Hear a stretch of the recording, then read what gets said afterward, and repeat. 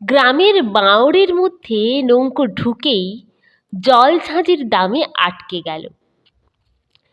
কানুন গো, হেমবাবু বললেন, বাবলা গাছটার গায়ে কাছে জড়িয়ে বেঁধে নাও। বাইরের নদীতে ভাটার টান ধরেছে। নাটা কাঁটার ঝোপের নিচের জল সরে গিয়ে একটু একটু করে কাদা বার হচ্ছে। হেমেনবাবু বললেন, একটুখানি নেমে দেখবেন না কোথায় পিন ফেলা হয়েছে? যত শিগগির খানাপুরিটা শেষ হয়ে যায়। এমন সুন্দর বিকালটাতে আর কাজ করতে ইচ্ছা হলো না। পিছনের নৌকো থেকে লোকজনেরা নেমে জায়গা ঠিক করে সেখানে তাঁবু ফেলবে। জরিপের বড় সাহেবের শিগগির সদর থেকে আসবার কথা আছে।